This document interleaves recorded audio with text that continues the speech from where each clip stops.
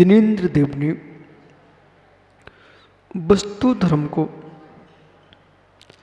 अनंतात्मक दृष्टि से देखा है और जाना है। उन्होंने ये भी जाना है जगत के प्राणियों की क्या दशा है।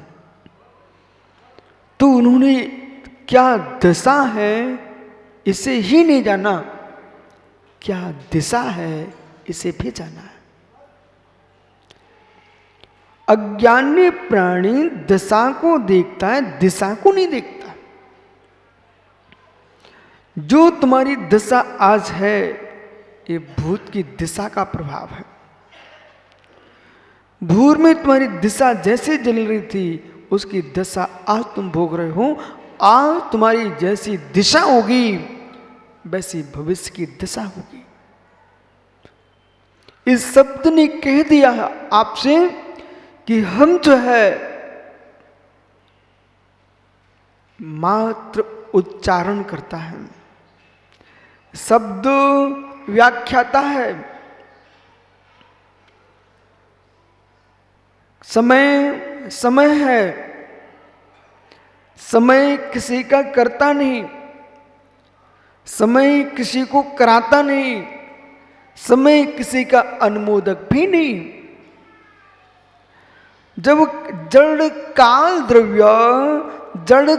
द्रव्य किसी का करता नहीं, किसी का करण नहीं, किसी का कर्म नहीं, तो चैतन्य परमात्मा किसी के कर्ता कर्म करण कैसे हो सकते हैं।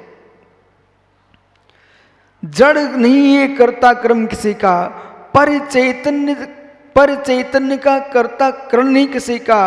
जैसे काल केता में समय, निश्चय काल वर्तमान लक्षण है, व्यवहार काल समय घड़ी घंटा आदि है। समय केता मैं समय मात्र हूं। मेरे माध्यम से इतना तुम कर सकते हो कि ये 16 वर्ष का है, ये 2 वर्ष का है, तो कोई 50 वर्ष का है, कोई 20 वर्ष का है। ये परत्व परत्व का बोध कर सकते आप। भगवान कह रहे हैं तुम पत्ते हिलने की बात कर रहे हो, पत्ते हिलने की बात कर रहे हो। निश्चय से मैं तुम्हें जानने देखने वाला भी नहीं हूं। निश्चय से मैं तुम्हें जानने देखने वाला भी नहीं हूं। राकेश भैया, राजेश भैया, मैं आपको देखने जानने वाला भी नहीं हूं, ऐसा भगवान कह रहे हैं। व्यवहार से ज्ञाता दृष्टा हूं मैं, पर वो व्यवहार उपचार में चल रहा है। मेरी ज्ञान की स्वच्छता में, मेरी ज्ञान की निर्मलता में विश्व के चराचर ध्रुव प्रिय झलकते हैं। मैं झलकाता नहीं हूं, लेकिन उपचार कथन ऐसा ही चलता है कि प्रभु ने जगत को देखा, जगत को जाना, ये सर्वज्ञता की सिद्धि के लिए है। आत्मज्ञता के लिए जब देखते हैं तो प्रभु निज व्यापी व्यापक भाव से, अंतर्व्यापी व्यापक भाव से स्वयं को ही जानते हैं, स्वयं को ही देखते हैं। जो स्वयं को जाननहारा, स्वयं को देखनहारा है, इस अवस्था को जो प्राप्त जिसने किया है, उस परमेश्वर ने आपको एक उपदेश दिया है। जैसा मैं हूं, वो भी उपदेश अनिश्चित धारा बही है, वो भी उपदेश अनिश्चित धारा बही हुई है। इच्छित व्याख्याता इतना विशद व्याख्या नहीं कर पाता। अनिश्चित व्याख्याता, चक्रेश अनिश्चित व्याख्याता का व्याख्यान जो है वही ध्रुव सत्य है। इच्छा से बोलने वाले के पास बहुत सारी इच्छा जाती है, जिसकी सहज ध्वनि खरी है वो परमात्मा क्या कह रहा है, वो परमात्मा क्या कह रहा है। वृक्ष को सुरक्षित रखना चाहते हो, वृक्ष को सुरक्षित रखना चाहते हो, वृक्ष को सुरक्षित रखना चाहते हो तो जड़ों को संभालिए। समझ में नहीं आए तो पूछना मित्र। वृक्ष को सुरक्षित रखना चाहते हो तो जड़ों को संभालिए। मनुष्य को सुरक्षित रखना चाहते हो तो सिर को संभालिए। वृक्ष को सुरक्षित रखना चाहते हो तो जड़ों को संभालिए, और वृक्ष को सुरक्षित रखना चाहते हो तो यानी वृक्ष को सुरक्षित रखना चाहते हो यानी जड़ों को सुरक्षित रखिए, और मनुष्य को सुरक्षित रखना चाहते हो उसके सिर को संभालिए। वृक्ष की जड़ चली गई तो धराशायी हो जाएगा, और मनुष्य का सिर चला गया तो धराशायी हो जाएगा।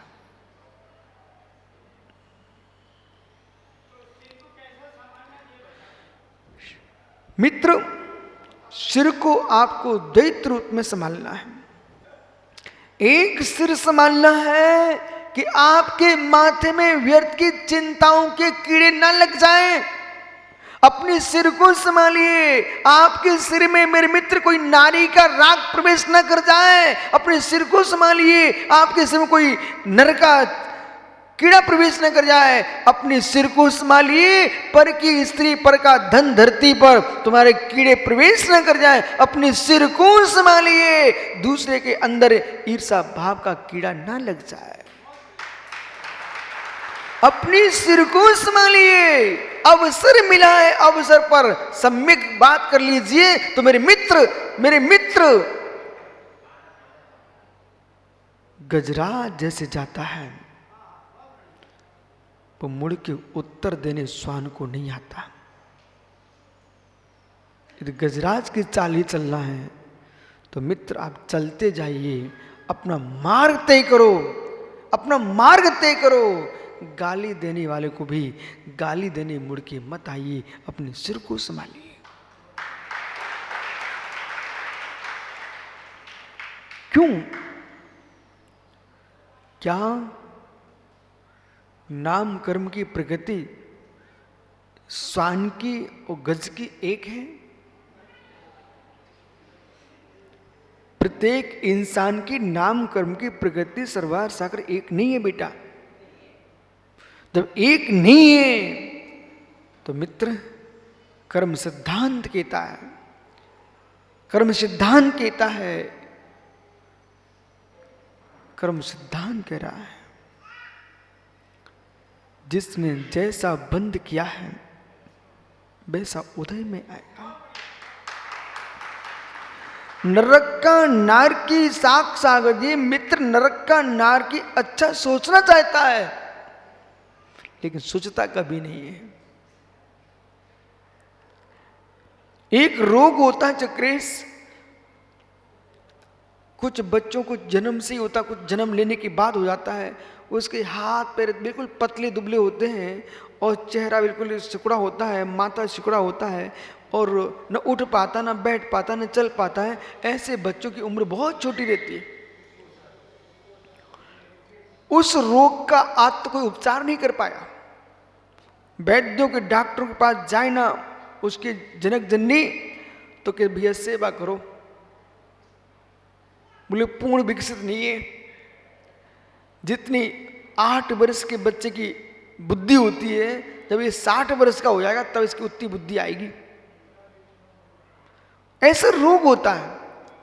अब उस रोग वाले के लिए तुम कितने वर्तमान दिला लो, कितनी औषधियां करा लो, कितनी मेरे मित्र मंदिरों में जाकर के सिर पटकवा लो, लेकिन बच्चे के हाथ पैर बिल्कुल ठटेरे जैसे ना सूखे, उसको तुम हरा नहीं कर सकती हो। ऐसे ज्ञानियों, जिस जीव की प्रज्ञा को कर्मों ने चबा लिया है, ऐसे जीव के लिए भगवान तीर्थंकर भी आ जाए तो भी ठीक नहीं कर पाएंगे। बेत की लकड़ी होती है, बेत की लकड़ी, देखो ये बेत की लकड़ी है, इसके ऊपर अमृत की वर्षा कराओ लेकिन इनमें ना कभी फल आते ना पुष्प आते हैं। ऐसे राजू भाई, जिसकी प्रज्ञा बेत के समान है, उसके लिए तुम कुछ भी कर लो, उसको बदल नहीं सकते आप।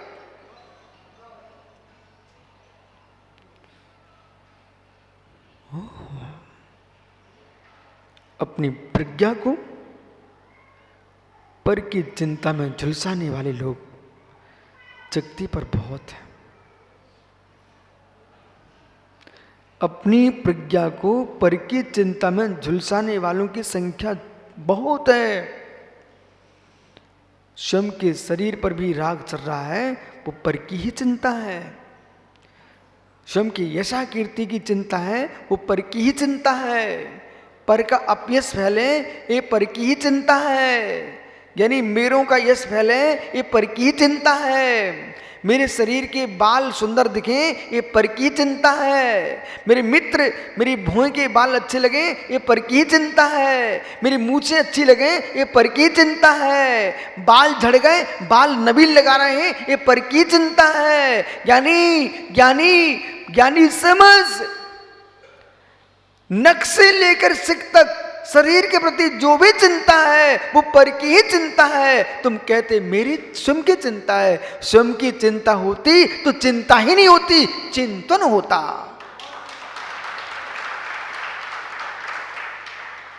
महात्मा अनुपम सागर, कब तक घुरते रहोगे?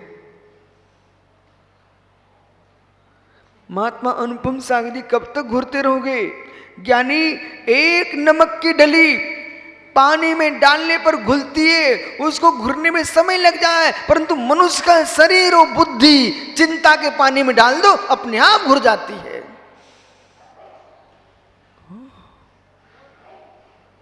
चिंता,